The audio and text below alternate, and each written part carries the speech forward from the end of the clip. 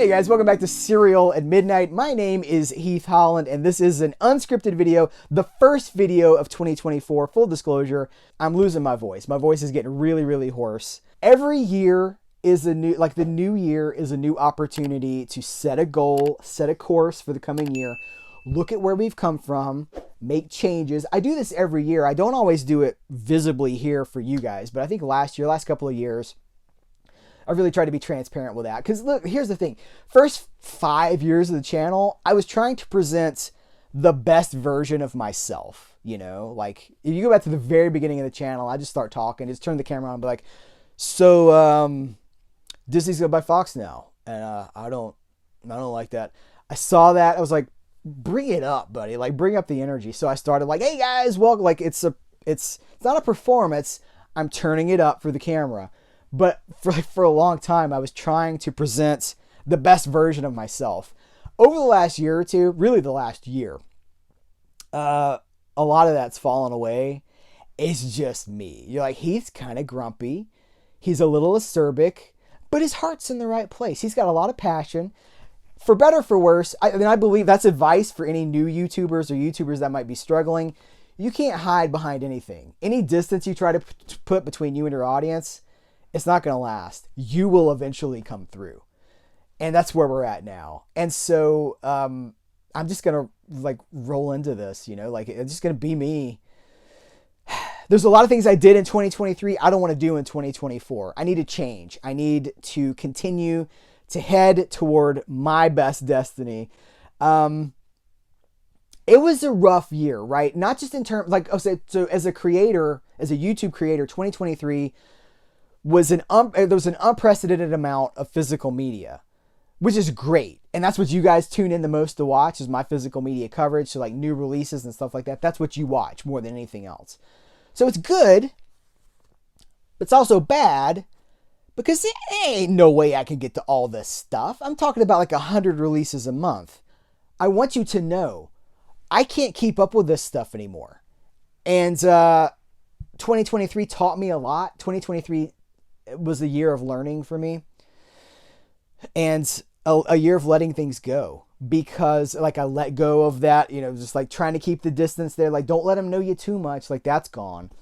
My family, I also like, I kept this off screen. 2023 was really challenging for the health of not like everyone in my immediate family, except for one person was ill or hospitalized, given a disease diagnosis, or died in 2023. And it put a lot of things in perspective because I'm like, you know, I'm doing all this stuff. At some point, talking about all these new releases becomes a huge burden. And I know you guys are like, ooh, you get free stuff, bro. You got to talk about the free stuff. It's a huge, like the responsibility. Like if it was just like, you know, yippee, the responsibility to know I've got to sit down and talk for like an hour about new stuff and cover it the way that you deserve to have it covered. It's a weight, man. It's a real weight. I don't know how I'm going to be, like, I'm going to have to find ways to adapt. It may just be like I'm kind of a frustrated talk show host, you know? I'll tell you, I think some of you guys know, like, my models are Johnny Carson and Merv Griffin and, like, the greats, like, the talk show host greats. You watch some of these old talk shows. Like, right now I'm watching Hamilton Book, had a bunch of Merv Griffin DVDs. There were those 3 sets. It's like the best of the 60s, the best of the 70s, the best of the 80s. It's like 12 hours of interviews per DVD set. Why no 4K? And I have been watching those. I'm like, man, those talk shows were just the wild, wild west. Anything went. Go look up Phil Spector on Merv Griffin. And it is like the cringiest, hardest thing to watch. The man comes out and just immediately turns the audience against him and then just proceeds to dig throughout the whole thing. The whole interview, he's digging his grave. That's what I want to do. That's one of the reasons I'm doing all these interviews and like this format right here. I'm kind of like, I'm aiming for something different. I'm aiming for like a talk show vibe. So maybe 2024 is the year that I do This Week in Physical Media or something like that. And I tried to do it live the last couple of months to mixed success. On one hand, it allowed me to cover big amounts of releases in one video, but I'm not sure that that's it. I'm not sure that that's the best way to do that.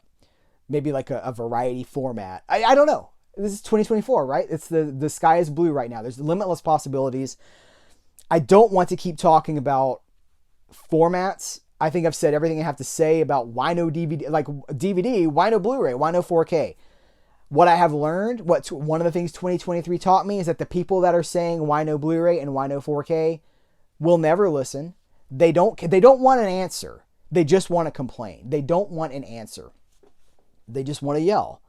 So I can't talk to that. When I do, they get mad at me. They go, "Oh yeah, you privileged little," and then they get themselves banned because they start name calling and cursing, and it just gets really ugly. So I'm just done with that. I figure, listen, there's millions of movie fans out there. I'm talking to a few thousand of them who are obsessed with the shiny discs. I'd love to break into that millions of movie fans. I still love shiny discs, but I tell you what, I got too many of them. And as these releases continue to flood in, and again, that's what you guys watch. Well, I'm going to talk about the algorithm in just a second. And I'll talk about it right now. I would love to deviate from that. I would love to talk about new releases in a big new release show, and then spend the rest of my time talking about other things, like music, because I'm a huge music fan, but I don't get to talk about it, because when I do, those videos don't get the same views as other things. Talking about books, biographies that I've read, digging into movie history, which is my passion. Those videos, interviews, they don't get the same engagement that the new release coverage gets. And here's how YouTube works. This is another, maybe advice for newer creators, younger creators. Whatever succeeds on your channel on YouTube, that's what YouTube pushes. So my successful videos get promoted. So you watch a Films at Home video, maybe one of mine pops up at the end of that. Mid-level media, maybe one of mine pops up at the end of that. When I don't make videos that the algorithm likes, that don't perform as well as other things, it pushes them down. It punishes me. The green arrows that are going up, subscribers, views, those green arrows turn into red arrows going down. It's as if it's an algorithm. It's not a person. It's not like a concentrated effort to suppress me, but this is what happens. And it feels as if I'm being told, you deviated. Stick to what works, and we'll work with you. You don't, hey, maybe things happen. Maybe your channel disappears. It's uncanny. It's uncanny the power that this faceless, nameless algorithm has over what I'm making. So 2024 goal, I'm not going to let it worry me anymore. I'm not going to serve that. I'm going to serve myself. This is my channel. This is an extension of me, my personality. Whatever I want to talk about, this is my channel. Why shouldn't I do that, right? So that's another change. It's like digging into the things that make me happy outside of just pushing consumerism. Because here's the thing, I love movies. I don't necessarily love shiny discs. The discs are gateway. Let me clarify, because somebody's going to be like, he's not even a collector. I don't identify with that term anymore, because collector just means well, what's it worth, pal? If I buy 5 of these, I can sell 4 of them at a profit. I'm not interested in that. Movies aren't baseball cards. Physical media, it's turning more and more into baseball cards. But by talking about the delivery system, I'm promoting consumerism. Now, I'm happy to be the messenger. And again, what an honor, what a privilege to be able to talk about all these new releases. I love it. I love it. It's a gateway to all of cinema history that I get to talk about. But when I do these videos, you guys feel compelled to go spend money. And in a lot of cases, it's money you don't have. Somebody I interviewed this year, boy, my voice is getting real hoarse. Somebody that I interviewed this year, I won't say who it was, but they said, I'm really concerned. This is somebody that worked at a label.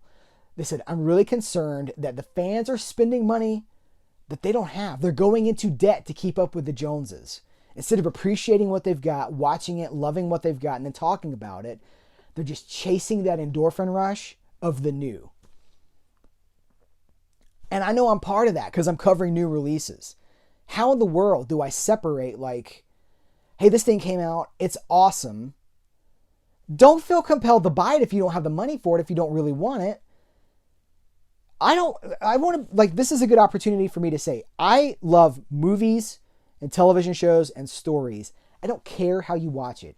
I don't care what format. Clearly, I'm not a format snob. I'm championing Bonanza on DVD, right? However you watch something, that's the most important thing, is that you saw it. It's the art, man. It's the art. It's not the delivery system. It's not the format. It's the art. Stream it. Buy it digitally. I don't care. Just check out cool art. That's the thing. Another change going into 2024 is I got to get out from under some of this stuff.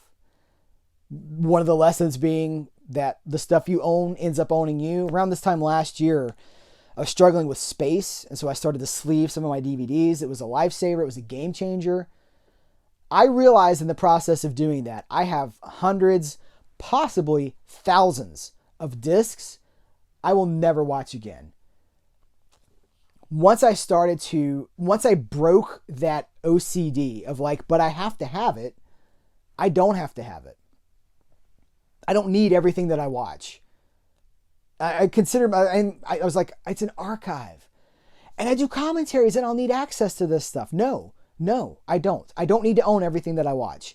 A stream for things that I only want to watch once is fine. A digital purchase for something I'll only watch a few times is fine. I don't need to have a permanent archive of everything I consume.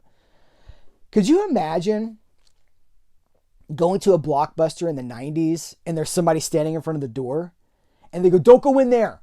Don't go in that Blockbuster. You don't own it. You don't own anything in there. You check it out. You give them money and then you take it home, but you got to bring it back. They retain the ownership to it. Could you imagine? Like, that's ridiculous, right? Because you're like, no, I just want to go rent a movie, check it out because I can't get to the theater tonight. So I just want to watch a movie. This obsession with ownership is really doing us a lot of harm. So I'm going to get out from under it. Check out the eBay store, the Cereal at Midnight eBay store. I'm going to be putting a bunch of stuff up there starting now. Links in the description of every video, by the way. And it's not, I'm like, anybody here's what I've learned about YouTube. People jump to the furthest conclusion. I'm not getting rid of my physical media collection. I don't hate discs. I just have too much.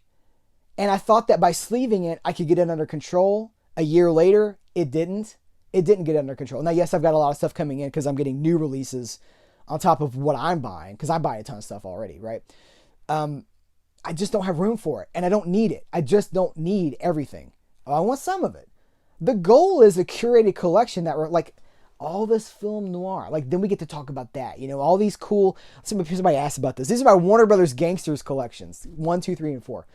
But I don't have to have everything that I own. So I got to let some of that go. 2024, letting stuff that doesn't work, doesn't fulfill me, doesn't make me happy, letting it go. Chasing what does work for me, regardless of what the algorithm promotes, regardless of what succeeds with you guys, the viewer. I got to be true to myself. I got to follow my compass. That's what this year is going to bring. And I do this vocally. I do this like publicly for accountability. So that if in September you're like, why didn't you said you were going to do more music related videos. You said you were going to do more reviews. You said you were going to write more reviews for CerealAtMidnite.com and Letterboxd and the critics review section of IMDb. You didn't really do those. You just did a lot of new release stuff. It's accountability. I say this because it pushes me to stick to my word. It holds me accountable. So just kind of where I'm at right now is I love movies. I love TV shows. I've come a long way. Like, I'm so proud of what Cereal at Midnight has become. I want to continue to steer it into the direction that I want it to go into. More coverage of the art itself, the movies, the shows themselves, the stories, the music, the people that make this stuff. Less focus on the delivery system. Knock on wood, I got to stick to my guns on this. I hope to never make another Is Physical Media Dying video, another format video, like why no Blu-ray? I hope to never make another one of those again. I just don't care. That's not interesting to me anymore. It's death talking about these same tired topics because you never change anyone's mind. So I'll just do me. How about that? I'll do me. And you guys do you. And I hope that we overlap and that you enjoy some of your time here. I should say, I never intend for my opinions to overshadow yours. I'm not trying to convert anybody. I'm sharing what I love. I'm sharing my thoughts, my perspective as I see it. That's all any of us can do. I hope that you enjoy your time with me. We're going to have some cool stuff happening in I think 2024 is going to be the biggest year in the history of Serial at Midnight. We may go beyond YouTube, because here's another thing. I had that copyright pirate scare this year where I had gotten music from one of those, like, you know, it's free music for your videos as long as you attribute who made the music. I did that. Copyright pirate was like, no, you're on a monetized channel. Even if that video didn't make money, that song contributed to your income. And I'm like, I'm sorry, what? And he almost had my channel taken down. So what I learned this year is that this could all be gone tomorrow. So I better start thinking bigger than YouTube, because I don't know what tomorrow's going to bring. Right now, 2024 is a beautiful opportunity, and I think that it's going to be great. So I appreciate the time you spent with me here in 2023, and I appreciate that you're sticking with me for 2024. Hey, by the way, Patreon, you can support Serial at Midnight on Patreon. You can do YouTube memberships. You got exclusive videos. There's going to be an exclusive video within the next day or two, just for Patreon and YouTube members. I try to do one a week, so that adds up, right? That's four a month, 52 new videos a year that you're not getting anywhere else. And there's an archive already on Patreon of like 170 or something like that. Collection tours, there's exclusive commentaries there.